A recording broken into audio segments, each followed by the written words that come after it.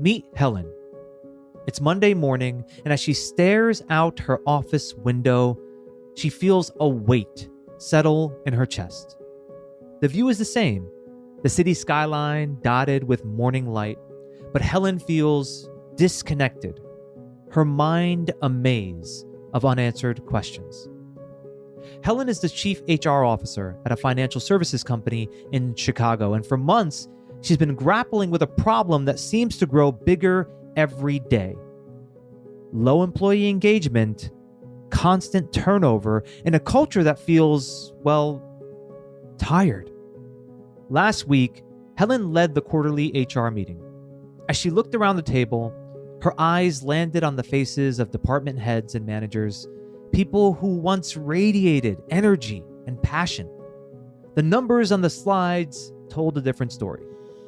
High turnover, low morale, and a noticeable dip in productivity.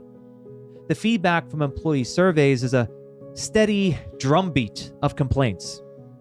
We need more career growth opportunities. No one cares about work-life balance. She's held countless meetings pushing for changes in management style, suggesting more employee recognition and team building. But all of her suggestions seem to hit a wall. The hardest part is the feeling of responsibility. Helen has always taken pride in building a healthy, positive culture, but lately it feels like her influence is slipping away.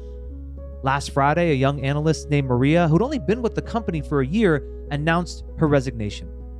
The exit interview was short, but it hit hard when Maria said, "It just didn't feel like anyone cared." Sitting in her office, Helen feels the weight of that sentence. She cares deeply, but somewhere along the way, the culture shifted.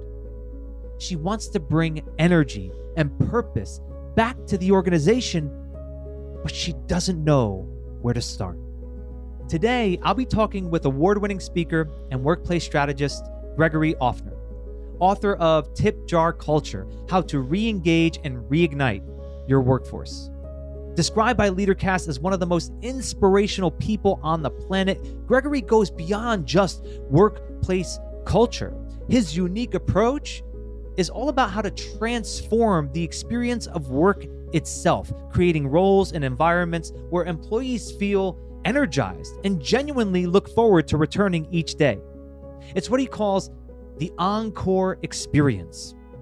And Gregory's insights help organizations to attract, engage, and retain exceptional talent, building cultures where employees feel valued, leaders inspire, and true culture thrives.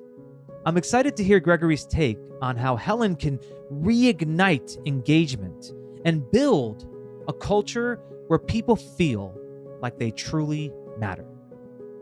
My name is Jay Abbasi, and welcome to Unstuck.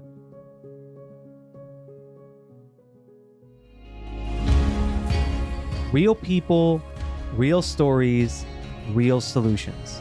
While the details are changed to protect anonymity, what you just heard is based on a true story of challenges that come up in the real world. And we discuss how to navigate these environments with practical tips to help you get unstuck and build a more fulfilling, impactful, and balanced life and career. So Greg, we're going to dive into Helen's story in a bit, but I want to dive into your story first. I know that music and performing has been a passion of yours throughout much of your life. And I want to ask you to go back to an early memory when you realized that music, performing would be a big part of your life. What's an early memory of that? When I was young, I would go to the shore with my family for vacations, and we live in Philadelphia. So this is the Jersey Shore that I'm talking about. And my family had developed a friendship, a relationship with one of the performers at a local restaurant / bar. He was this Irish singer / piano player who traveled all over the country and performed. And he did a stint in the summer at this shore town. And one night he was he started early, like during the dinner hour. So my parents brought me in to see the beginning of his show. And his name is Ken. Ken got a kick out of me. I was probably 3, maybe 4 years old. And so he invited me up to the piano and to sit on his lap. And I would, plink around on the keys a bit. And then he would sing a song. And I remember looking out at the audience and thinking, wow, everybody's watching. This is so cool. And that's probably one of the first memories of performing that I have. But the moment is very clear to me when I thought I'd like to do this for the rest of my life. And it was my freshman year at college. I had entered the university karaoke contest. And for my first song, it was an elimination contest. So if you didn't make it past the first round, you didn't go on to the next 2 rounds. For my first song, I had chosen a Frank Sinatra song, Luck Be a Lady. And I came out in my tuxedo and I sang the hell out of this song, Jay. And the place went nuts. Now, this is a big theater. So there were probably 300-400 people there. Certainly the biggest audience I'd ever performed for at the time. So I'm 18 years old, just sang my heart out, and they're going nuts. And I can't really see anything because of the stage lights that are blinding me, but I can feel this energy. And I remember very clearly thinking, what would it be like to experience this every day? If I got to do this every night, that would be something. And that was the moment when I knew I wanted to be a performer. Yeah. Wow. I know that feeling. I know that feeling very well. And it becomes something that is it pulls you, doesn't it? It's so attractive and it's so intriguing. And I know that I read much about your story, Greg, and you talk about how at some point you did get into corporate. You had to pay the bills, you had to pay rent, but you were still performing. You were still performing at, Yes. at piano bars and things like that. But then, how you termed it is disaster struck. Can you Mm-hmm. share what happened that changed your trajectory? Yeah. So as you teed it up, I had this day job that was paying the bills, and I was in sales and marketing for a variety of different companies and a variety of different industries. Those all changed, but the main thing for me was what I did at night and on the weekends, and that was working at these piano bars and dueling piano bars and then performing. I mean, at one point I was even a karaoke DJ, so I was doing that. Uh, all of these jobs required that I use my voice. Even the day job, I was speaking, I was going to breakfast networkings, lunch meetings, taking people to Eagles games and things like that, entertaining. And um, I was frequently the loudest person in the loudest places for the longest amount of time, right? And because of the way I mistreated my voice and misused it, um, all of that demand really took a toll on the health of my vocal cords. And so 2015, one summer night, I'm about to start performing at a piano bar, and my voice had been getting raspier over the preceding weeks, but I thought it was maybe a cold coupled with, a couple too many cigarettes and too many Jack Daniels at the bar. So I wasn't focused on the degradation of my vocal quality. I was just focused on doing my day job and doing the night job. Well, here I am about to start performing, and as I go to sing the lyrics to this first song, my voice sounds like the noise you hear when a fork gets stuck in the garbage disposal. I mean, I can't make a note. I can barely make a sound. It just sounds like, ugh.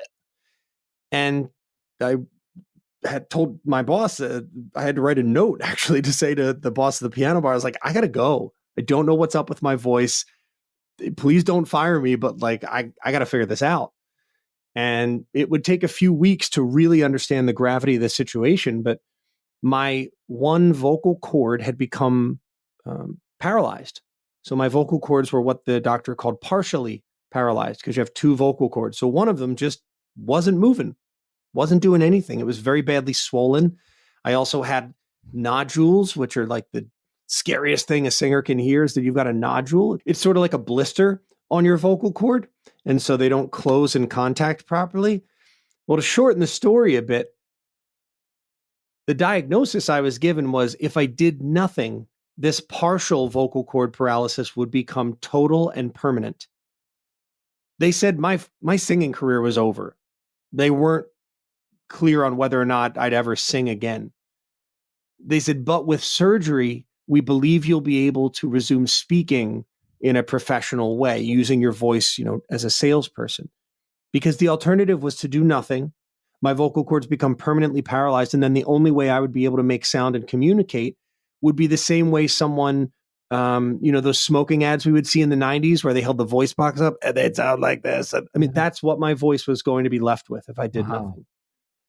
So I went into the operating room fairly soon after for my vocal cord surgery. And while it was successful, after I healed, it was determined I was going to need more surgery to really assess the great degree of damage that was going on in my vocal tract.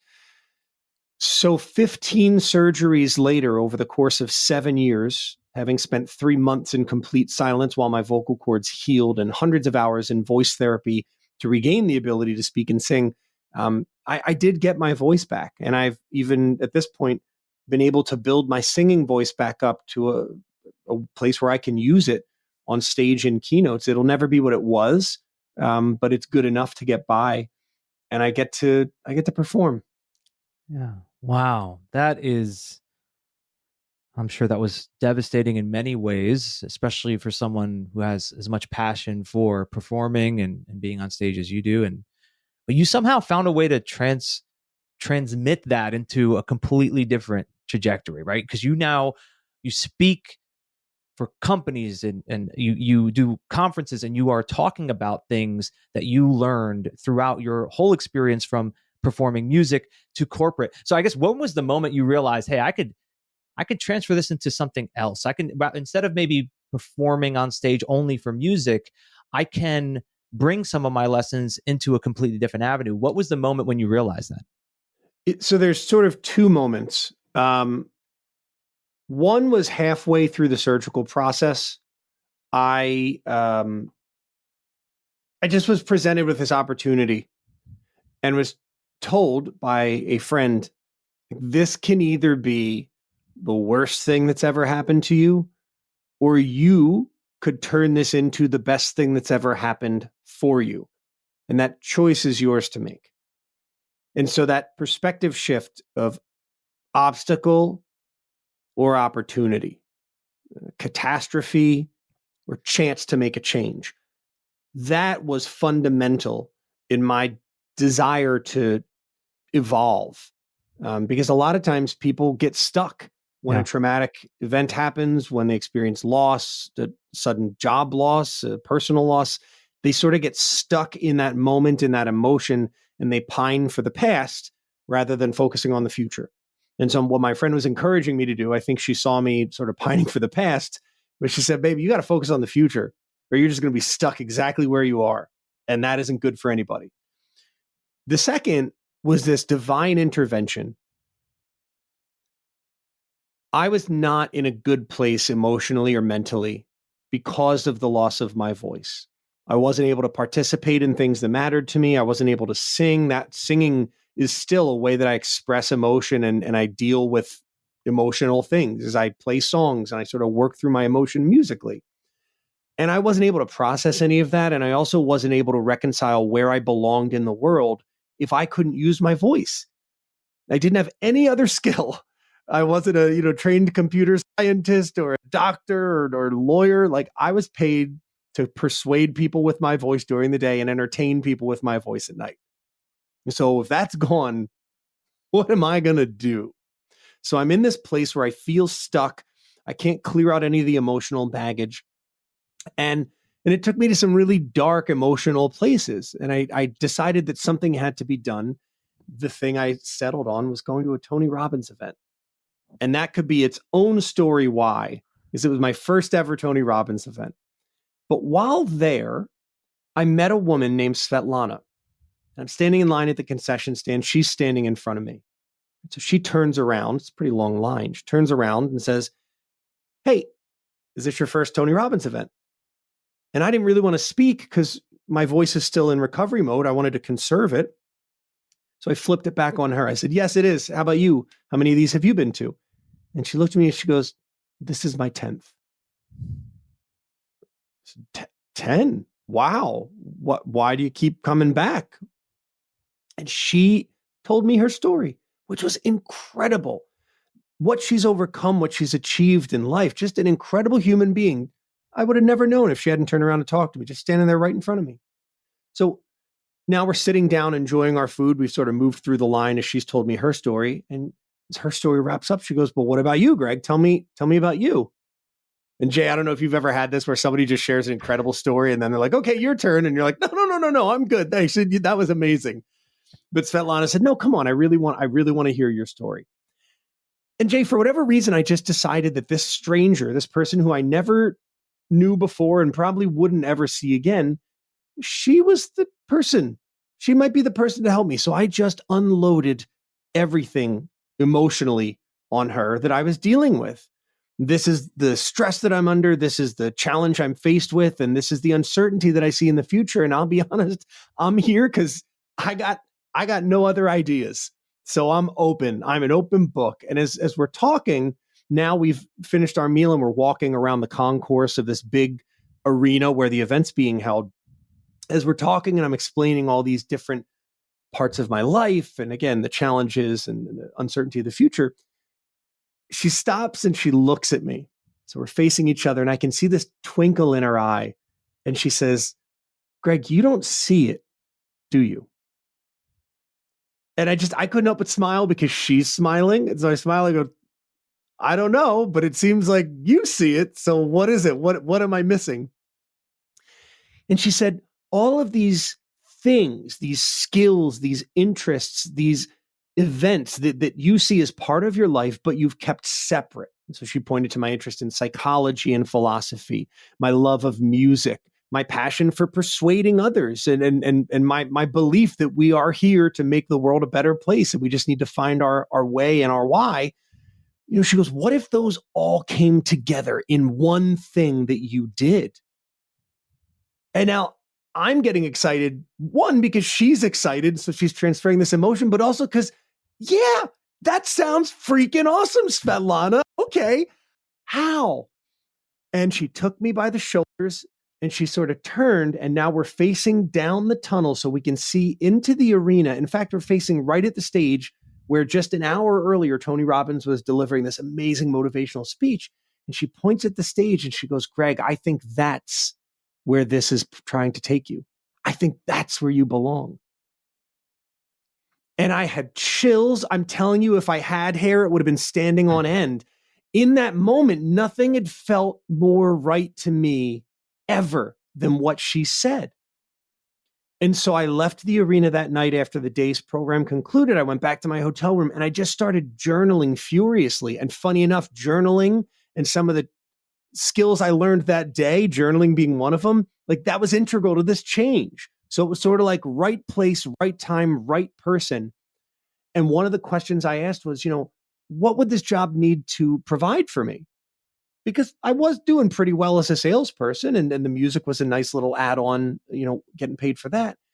And so I started to interview other speakers and coaches and trainers and just to understand their job and what was hard about it, what was great about it, what the earning potential was. And the moment I knew, Jay, was when, to a person, the folks I interviewed said, "Sales is literally the hardest part of this job." And I thought, well, I've been selling stuff for 15 years that I'm only moderately passionate about. I'm really passionate about me. I know I could sell me.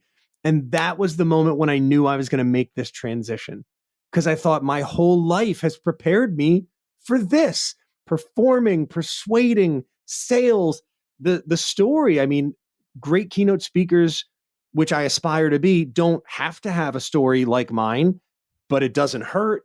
And I thought, man, I got, like, this is all coming together. And so that's when I knew. Yeah. It's amazing how the people in our lives that we interact with that it seems to be won't be that profound or impactful could be the most. I mean, you went to that Tony Robbins event, and I've been to events like this before, and it's so often the interactions that you have outside of the event, in the cafeteria, the side conversations that evoke change. And that's incredible that it only happened because she just happened to turn around and ask you one question. Mm-hmm. In other words, if she never asked you that question, Might you be in a completely different place now? I might be the world's most talented Subway sandwich artist. Who knows? Who knows? Right. Well, so I'm curious then, Greg, because you have a lot of different talents, and there's a lot of things you care about. Even before we were recording, we were talking about some other things that we're passionate about that are different topics. But you chose to focus on employee engagement and retention and ensuring that people have great experiences at their workplace. Why did you decide to make that your focus? Because I was not having a great experience in the workplace. I was having a very mediocre experience. And this is not to disparage any of my employers. It is very clear to me now that none of that was where I truly belonged. It was all preparation and important, and it's a very valuable part of my life that I cherish. But it was a me problem, not necessarily a them problem. But I did look into the workforce more broadly and see that while I had the pleasure and privilege of working for great companies who would do their best to make sure that the employee experience was enjoyable, growth oriented, and sort of mutually valuable, there were a lot of employers that had not gotten the memo, didn't read the memo, or didn't care about the memo. And so, going back to one of my core beliefs that we're all here for a purpose, and part of that is to make the world a better place, I thought, well, maybe this is my way, and this is the place I can plant my flag, is by speaking to organizations. Because really, when I took a deeper look at what I did as a performer, you asked about, or you mentioned earlier, that the experience of people clapping for you can be overwhelming. I mean, I'd use the word even addictive, that you want more of it, right? That's my Encore experiences. I want everybody standing, clapping, cheering, eyes bright, faces smiling. I love it. It's because that's when I get to experience something that an Austrian psychologist did quite a lot of writing about. And the psychologist's name was Carl Gruss. And what he wrote about was this idea that he called the joy at being the cause. So the joy at being the cause is a way of describing a key driver of the human experience, something that matters to us and influences us each as a person very, very deeply. And we may not have ever noticed it or identified it, but it's there. And Carl's work predominantly focused on the relationships that children develop as they play. And so this is how he noticed it. He noticed this in children. Carl noticed that at about 18 months of age, children realize that they can have an impact on the world around them just by doing something.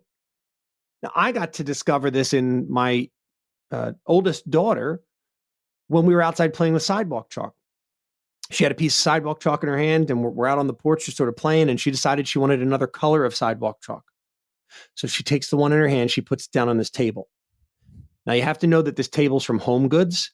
And if you know that the table's from Home Goods, you know that it's missing a rubber stopper on one of the legs, so it's a little wobbly, right? So the table wobbles, the sidewalk chalk rolls off the table onto the floor. I bend over and pick it up, of course, hand it back to her. But she wants the other color. So she puts the chalk back on the table wobbles, it rolls off the table, hits the floor. I bend over, pick it up, I hand it back to her. And this time she goes to put the chalk back on the table, but she's not even reaching for the other piece of chalk anymore. She is locked on to me because she's now realized that by putting the chalk on the table, the chalk rolls off the table, Daddy bends over. I can make him do this thing. That's what Carl saw kids discovering. I can get other people to do things. I can do things in the world just by being here. For me, performing was my way of experiencing the joy at being the cause. I got to see the room come alive. I got to experience that.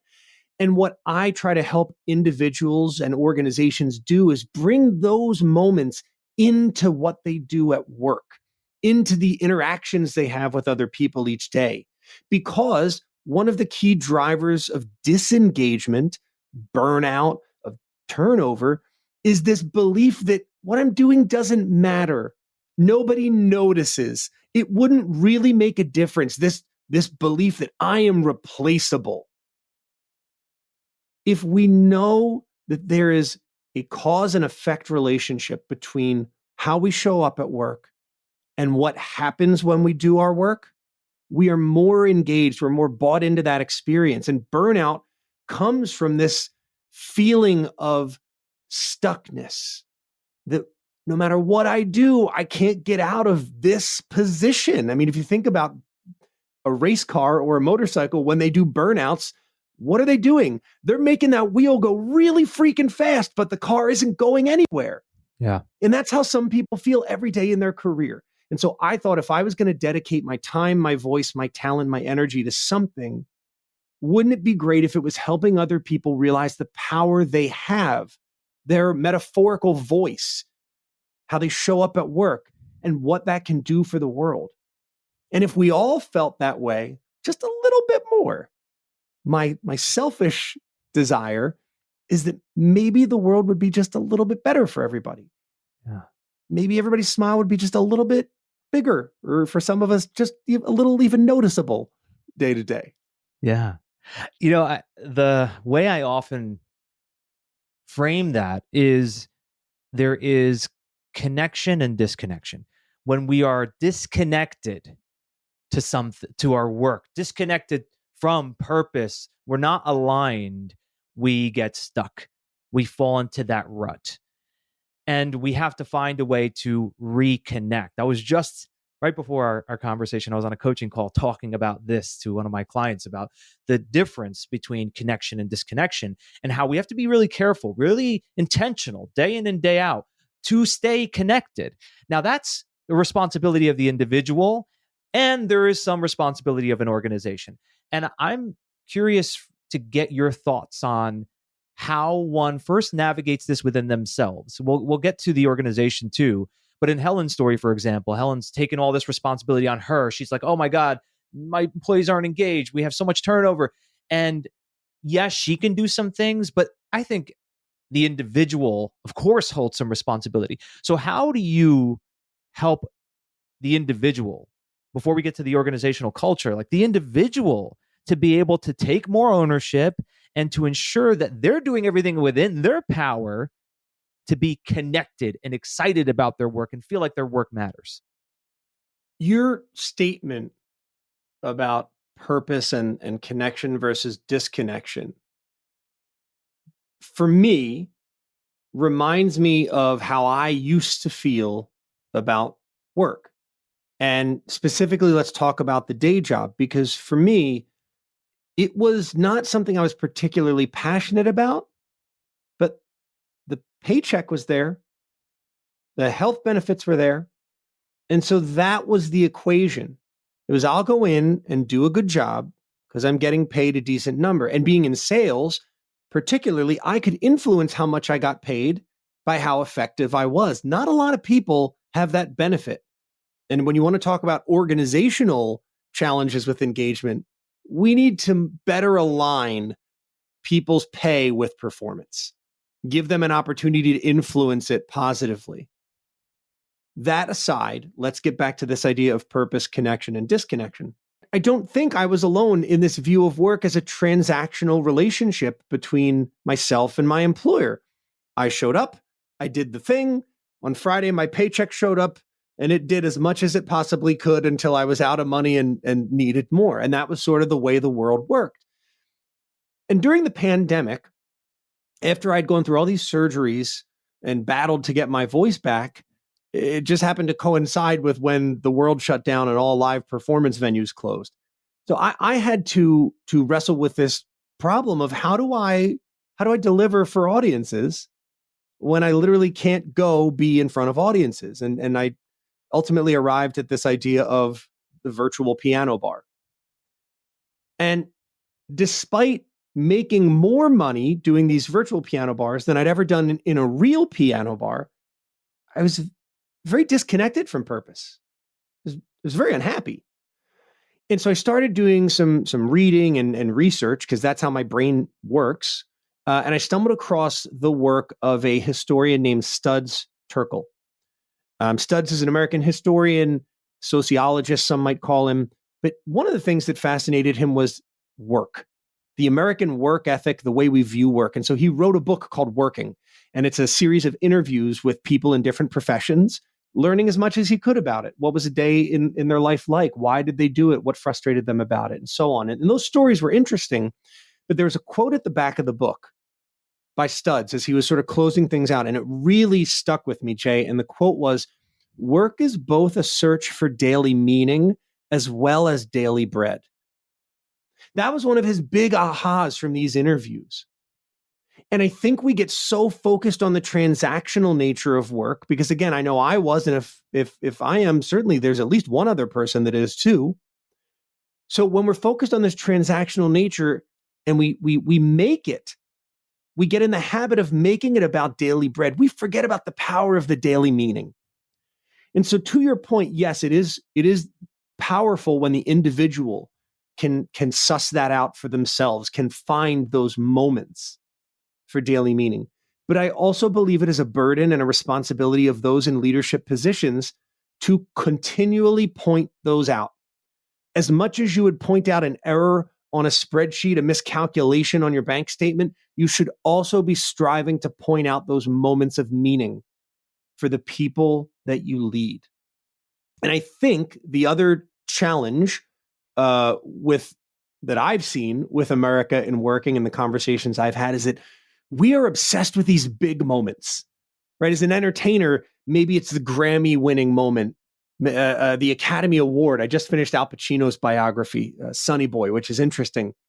And he talks about how he finally won his first Academy Award, but he was doing another project. And so instead of getting to go to all these after parties, he was put on a private plane and basically flown halfway around the world to start filming this other project the very next day. So literally one of the biggest moments of his professional life.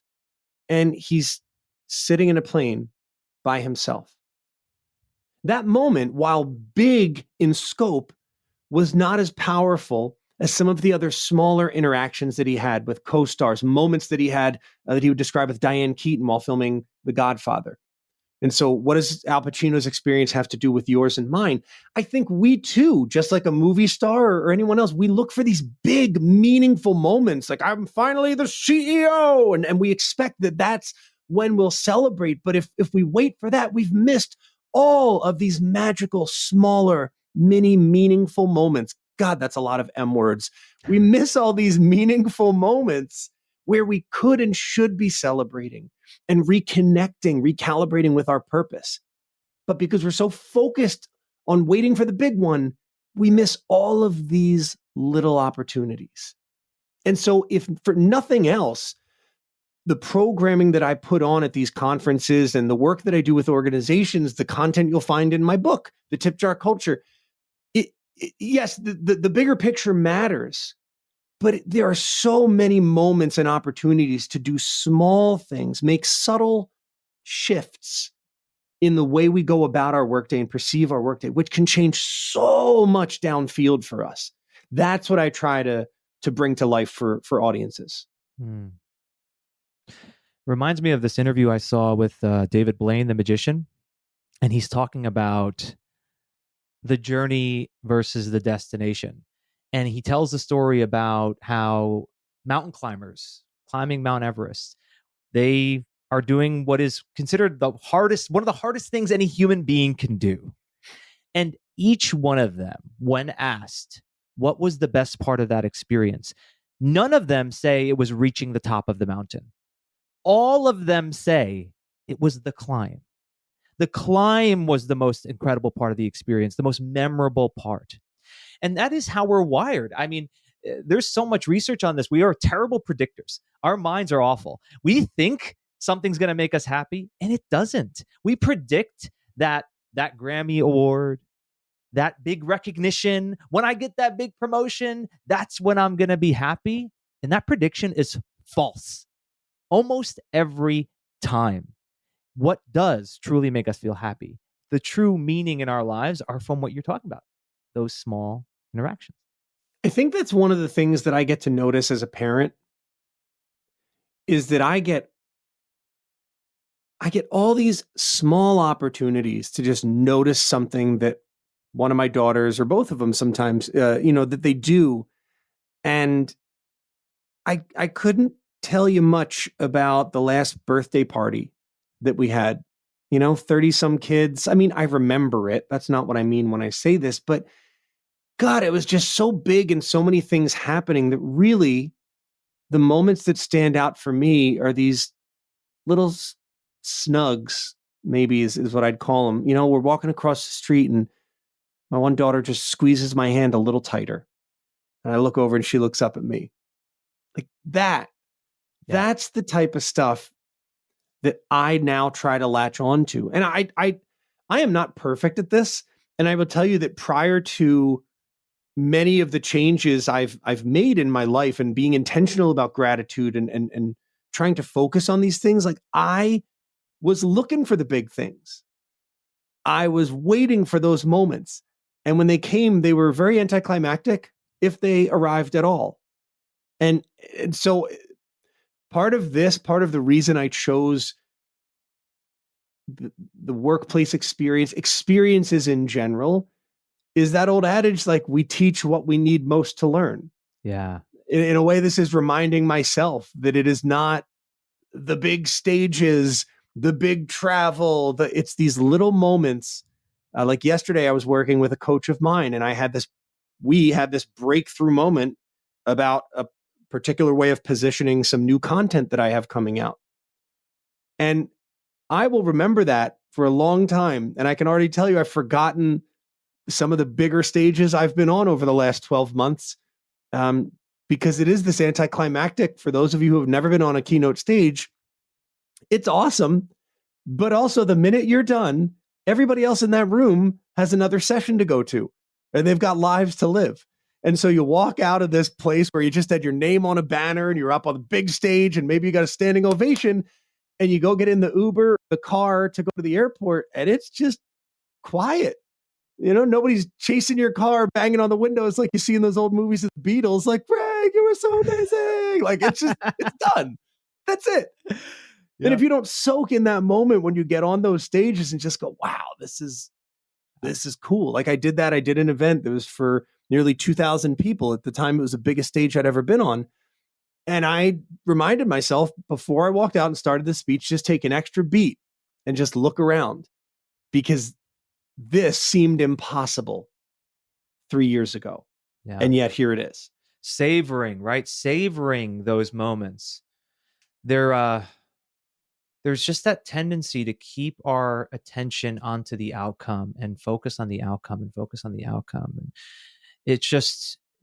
it requires work every day. I feel that way for me. I can so easily fall into that pattern, Greg. I mean, it happens to me all the time where I see the result that I want, not having that result and feeling like I got a distance from it. And then I fall into this pattern of feeling frustrated or anxious. And I have to continuously bring myself back to the present moment, focus on the task at hand, and savor the good stuff. Because otherwise, the mind's going to go into its default network of chasing the next thing and never feeling like I'm doing enough. So we have this as a focus for any individual, anyone listening, right? You're hearing this now. You can put this into practice. You could do this for yourself.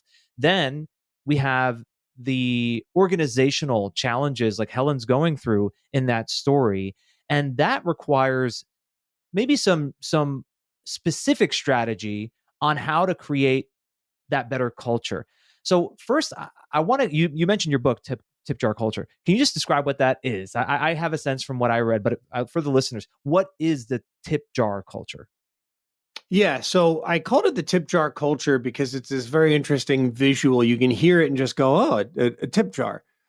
Well, that is generally at the center of a piano when you go into a piano bar.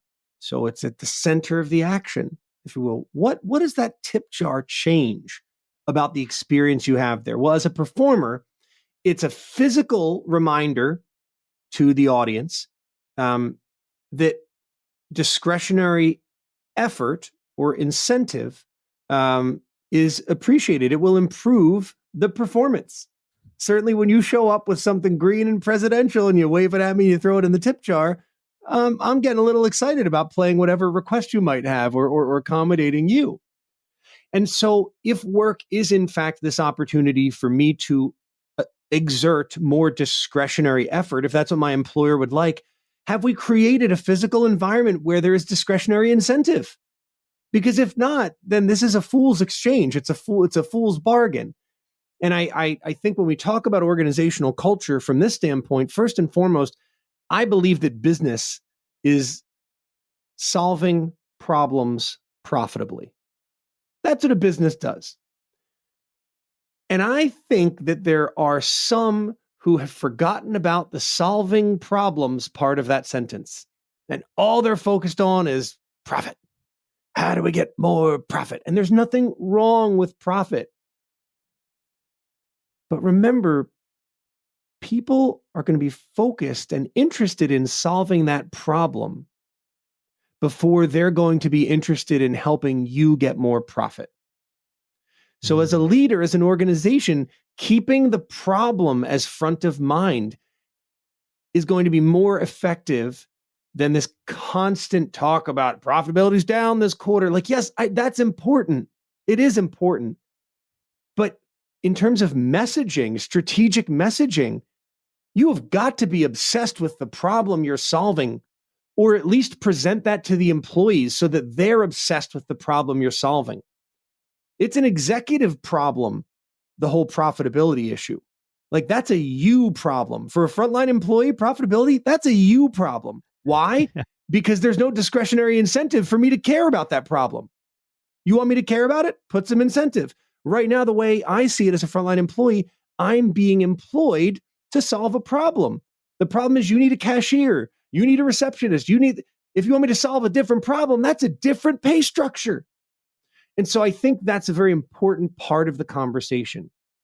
But you'll see in that now the connection between Studs and his comment, daily meaning, daily bread. There's profit and there's problem. We come to work to solve both. But if we prioritize profit at the executive level, we can't get upset when that's all the lower level focuses on. That's what they're being taught by what they see around them. So can we get obsessed with the problem?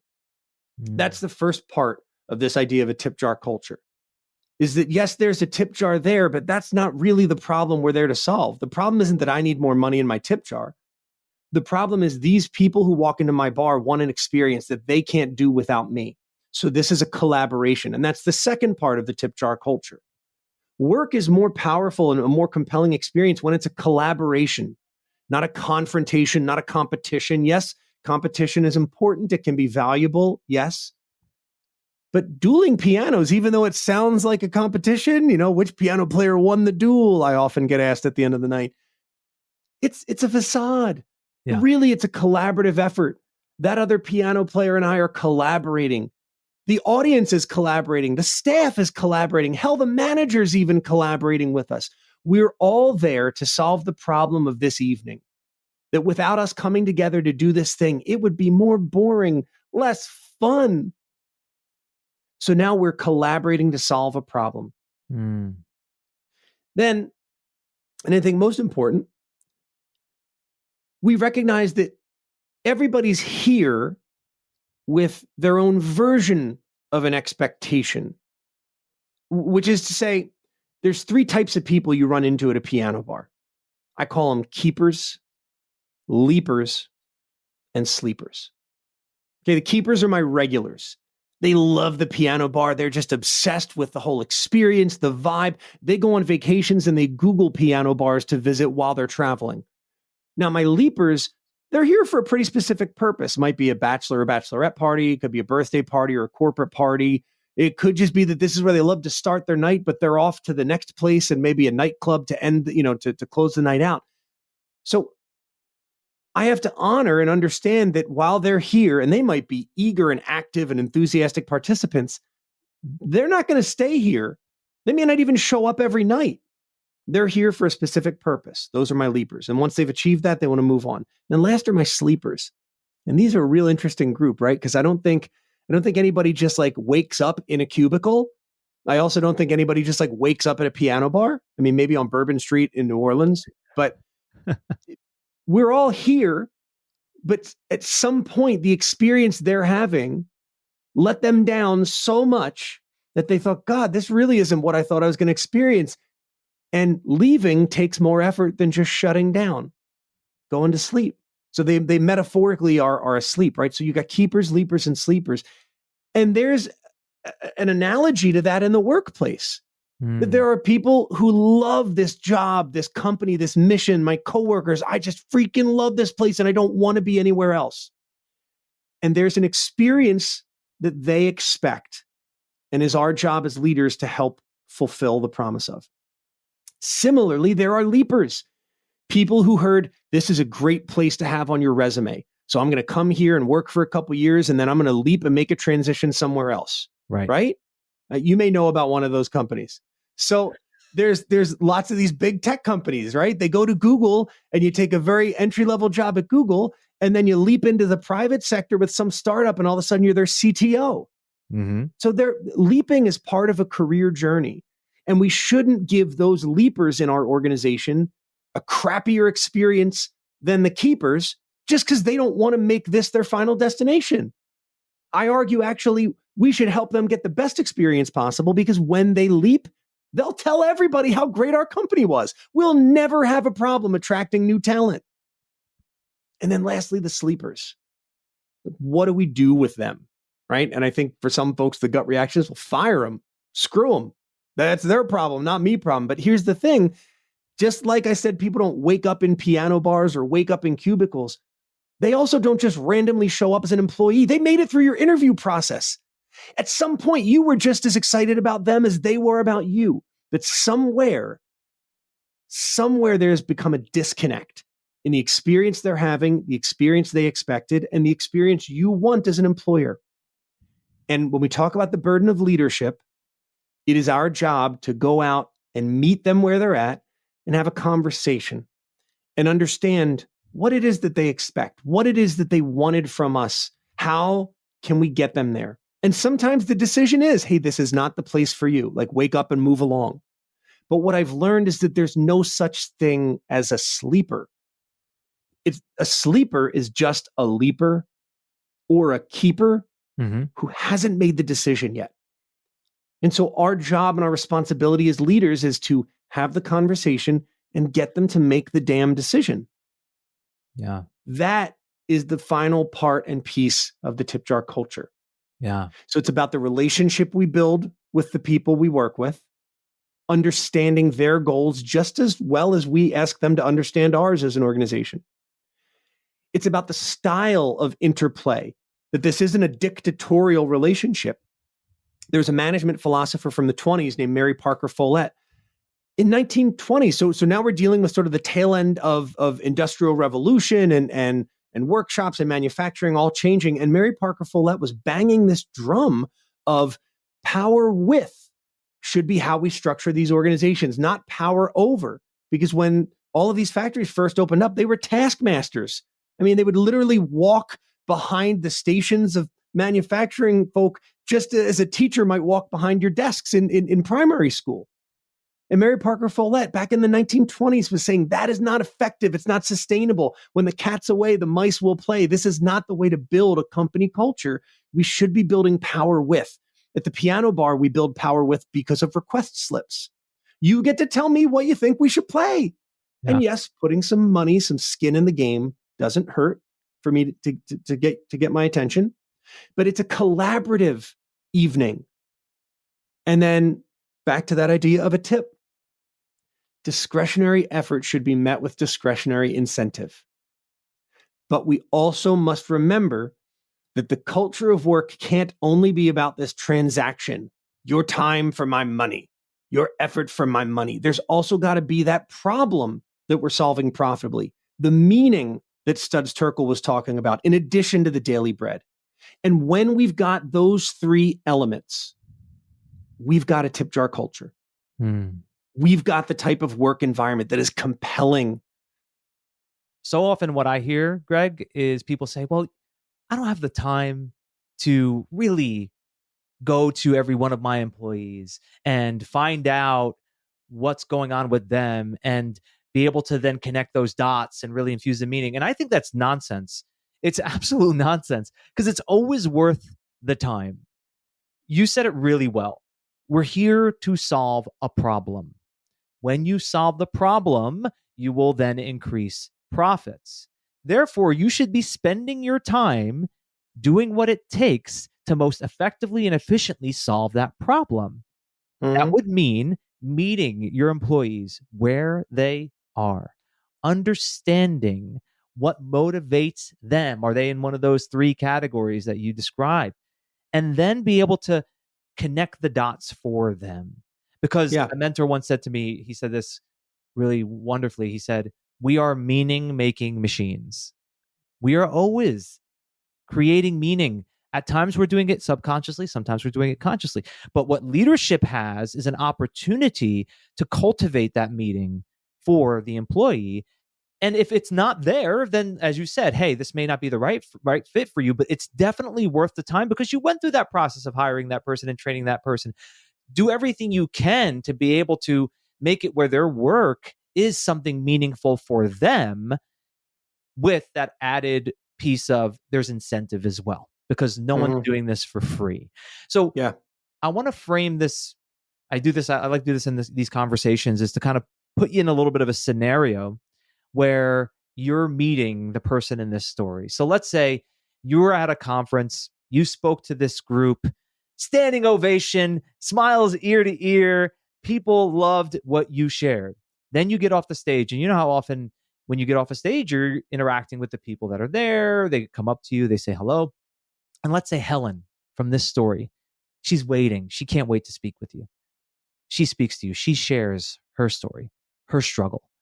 And you don't have a lot of time. You have a flight you have to catch, but you have a moment here, Greg, where you can give her one piece of advice. What would you tell her? Well, leadership is hard because we're often tasked with managing other people's performance, but also their emotional performance, how they feel about the job, not just how they perform on the job, but how they feel about the job. So leadership is both performance management and also personality management. And Helen is taking a lot of the personality that she's getting from her employees and internalizing it. So my first piece of advice to her would be, it's amazing that you care, but step back and look objectively. Is this really a complaint that needs to be solved? Or is this just a complaint that needs to be heard? I've learned that there are a lot of people who want to complain just so they can be heard. And if you solve the problem, they actually get pissed off at you because now they can't complain anymore. So is that what's happening here? Or is the opposite true, that what Helen is feeling, both as a result of her conversations with employees and exit interviews, and also just her looking around the organization and what she notices, is that real? And if it's real, I think what I would encourage her to do is pick one place where she has time and can make time to make a difference. And I would encourage her to look at it through the lens of the tip jar culture. Are you connecting with each employee? It seems like she is, or at least through this exit interview she has. But are you doing it on a personal level? And not like, hey, how's your dad? I mean, that's important, but like understanding really what is important to the employee. Because I've learned that folks are very guarded about the truth when it comes to the workplace. Because if they say the wrong thing, they might lose the whole paycheck, health insurance, and then life gets topsy-turvy. But if we can build a trusting relationship with our employees as individuals, and they're honest with us about their true goals, we can help them more effectively, and they will perform more effectively in the workplace. So maybe it's there, getting to know them. Maybe it's creating more opportunities for collaboration in the workplace. Or maybe it's working, especially since she's the leader, the CHRO, the head of HR. Maybe it's working to create some sort of incentive program for performance. And these can take a variety of shapes, because I know there are many organizations and companies that are cash strapped right now.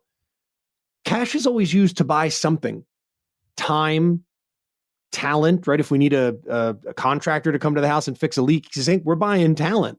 We're also maybe buying our time because we're not going to be the person that does it. So money is always used for something.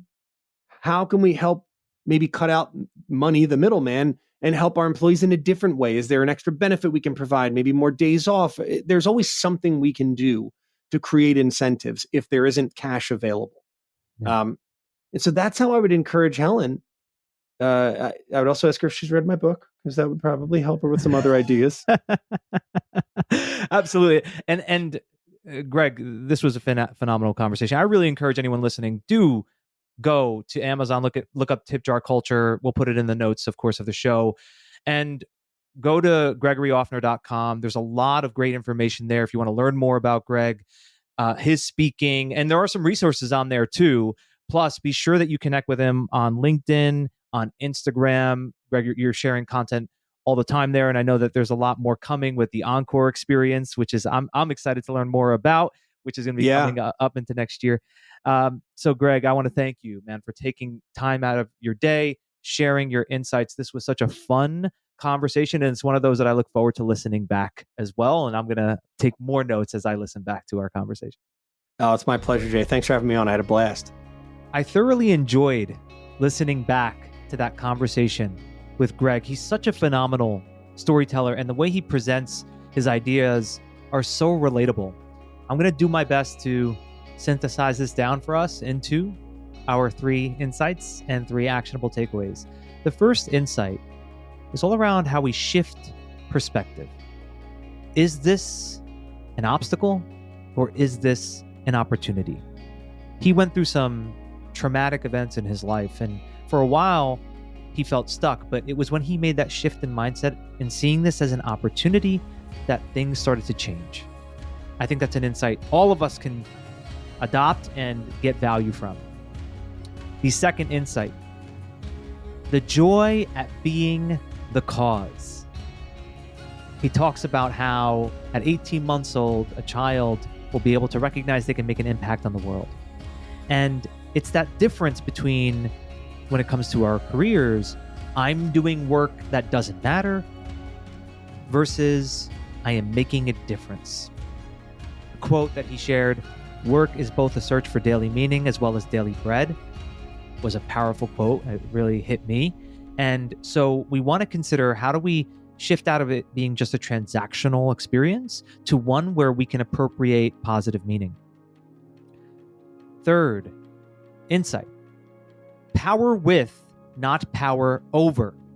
As leaders, we don't want to fall into that role of having power over our employees, but instead we want this to be a collaborative effort. Just like how he puts the tip jar at the piano and people make requests for their songs, that's how you collaborate. You want to have the same kind of approach in leadership. Our actionable takeaways. Number 1, point out moments of meaning. That's both in your own life as well as when you're leading others. Consider those little moments that you want to savor. He mentioned when his child grabbed his hand and looked up at him. In the same way, you're having those moments all the time, but are you really savoring them? And then when your team is having those moments, not the big accomplishments, but those little moments where they solved a problem, where they did something meaningful, make that part of your consistent messaging to your team. Second actionable takeaway, prioritize the problem you're solving rather than profit.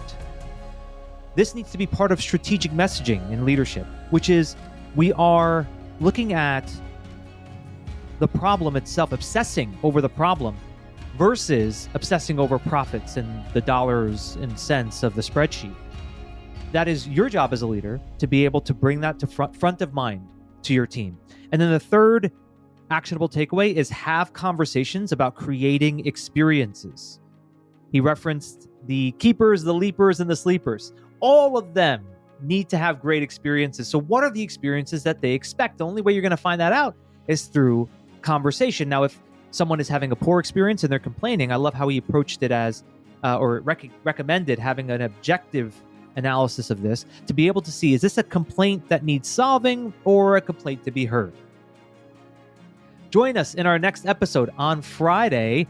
I'm going to be walking you through an exercise on how to reflect on 2024 and to look ahead at 2025 and set some goals. But we're going to approach it differently than how others do, which is just like what Greg was talking about. We won't make this about outcomes. We'll make this about the experience that you want to create for yourself. So it's more about who you want to be and less about what you want to do. And a reminder that we don't release those on YouTube, but they will be available, the Friday episodes, on the platform that you listen to podcasts on. Until next time, thank you for listening.